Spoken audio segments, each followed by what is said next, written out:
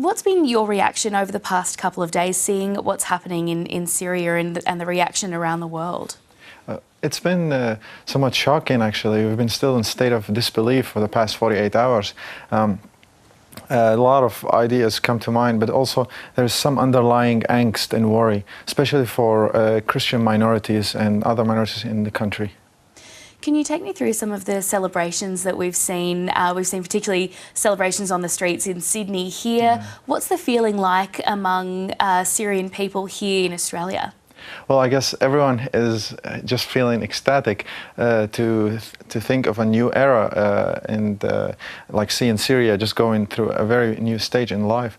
At the same time, as I mentioned, we do have a bit of angst because we can see like almost a political vacuum that has been left when the government has been toppled, and so you can see like rebels and insurgents that are trying to fill this vacuum, but what are their agendas? Can we actually trust them? I mean, they do say verbal promises that they will be protecting the minorities, but how true is that? Because we've seen in 2012 and 13 similar promises, and unfortunately ended up with almost genocides in some remote areas of Syria. So yeah, as a minority Christian, particularly Syrians, myself, yeah, we do have a lot of worries, and we hope that there will be some stability happening soon. So we're literally looking on guard all the time, seeing what's happening on TV.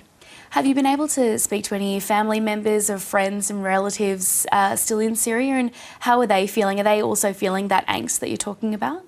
It's mixed emotions, to be honest. That many of people, because of the hype, and energy and ecstasy, everyone is on the streets.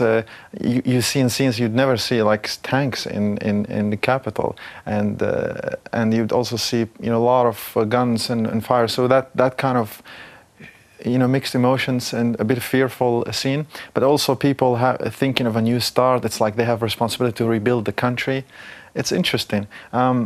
That angst that I'm talking about is because we can see a bit of a transition power. We're so grateful that this is a peaceful transition.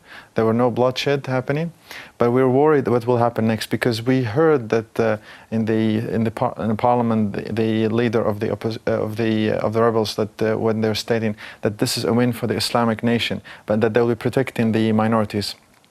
Again, I echo on that same point. How sure is this promise? We saw earlier, I think it was today or so, where some rebels met in Aleppo with some leaders of Christian, from Armenians and from other Aleppo Christians in there in churches. So that's a bit of auspicious thing. But at the same time, many are trying to do a bit of reconciliation in this process. Another thing was quickly wanted to mention. It's also, interesting to see so many prisoners fleeing.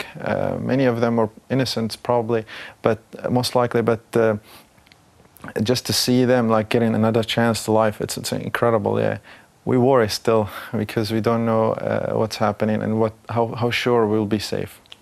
Yeah, absolutely. Now, you arrived in Australia yourself in 2015 as a refugee. Can you talk me through that process and what it was like for you arriving in Australia and being here?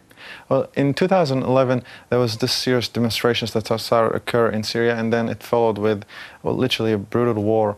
I was trying to flee by going to even Germany, but it wasn't accepted. But fortunately, we had relatives in Australia, my aunts, and we were sponsored to get to Australia. And in 2015, my family and I, we resettled in Australia. And yes, it was an incredible start because not only I was leaving war, but I was getting a chance in the new world, in abroad. And I started studying, and I'm an electrical engineer right now, and I call Australia my new home. And so I've been, since then, this is my home. And at the same time, because we were born in Syria, and so this past 9 years, yes, has been in Australia, but my country of origin, where I'm from, I still associate with it. And so that's why this kind of talk and this kind of emotions that we've been feeling. And Simon, just finally, we are seeing some countries, particularly in Europe, pausing asylum applications now in the sort of immediate aftermath of all of this. What do you make of those decisions? I guess it could be somewhat beneficial to rebuild the country and have those migrants coming back. So in a sense, it's encouraging to bring people back and repatriate. For those who have resettled already abroad, I guess that they should continue to prosper. But yes, it's like a bit of a double-edged sword.